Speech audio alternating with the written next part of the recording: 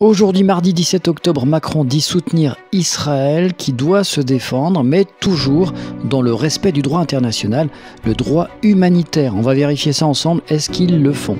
Information d'aujourd'hui, Gaza, 6 morts dans une frappe israélienne sur une école de l'ONU abritant des déplacés. Alors ça, c'est vraiment respecter le droit international.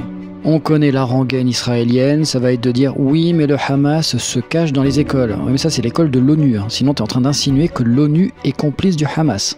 Mais avec Israël, on n'est jamais au bout de nos surprises. Guerre Hamas-Israël, au moins 200 morts à Gaza après un raid israélien sur un hôpital. Vous avez bien entendu, sur un hôpital. Mais encore une fois, si vous écoutez les spécialistes sur les plateaux de télévision, sur CNews, BFM, etc., ils vont vous dire « Oui, c'est un dommage collatéral ». Ou alors ils vont vous dire « Oui, mais c'est le Hamas, il se cache en dessous, sous les civils ».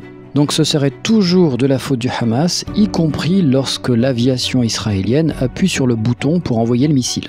Et j'aimerais terminer sur une démonstration Xavier Bertrand de LR, qui n'a aucun respect pour le peuple palestinien. Écoutez ce qu'il va dire, moi je trouve ça fou.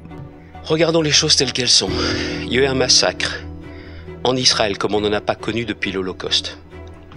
Premier argument qui sort du chapeau, l'argument point Godwin qui marche à tous les coups. Ils ont plus souffert que les autres, comme s'il y avait une compétition. Donc Holocauste, Shoah, on connaît la chanson. Je ne parle pas évidemment de celle de Dieudonné. On poursuit. Il ne s'agit pas de crimes de guerre, il s'agit de crimes contre l'humanité. On va pas aller plus loin dans l'extrait, ne me dites pas contexte. Je vous invite à écouter la séquence entière et vous allez faire comme moi, vous allez vomir. Xavier Bertrand, je suis désolé, tu te comportes comme une pourriture. Tu différencies deux populations sur des critères ethniques et ou religieuses. Alors que juste avant, tu parles de la Shoah. Réveille-toi. C'est également à cause de ce type de personnes que la haine augmente dans les deux camps. Franchement, quand on commence à regretter Jacques Chirac, c'est qu'il y a un problème. En plus, tu peux dire des trucs intelligents en étant mesuré, sans prendre parti ni pour Israël ni pour la Palestine. Regarde De Villepin. Lui, c'est un vrai bonhomme. Et lui est vraiment de droite, alors que toi,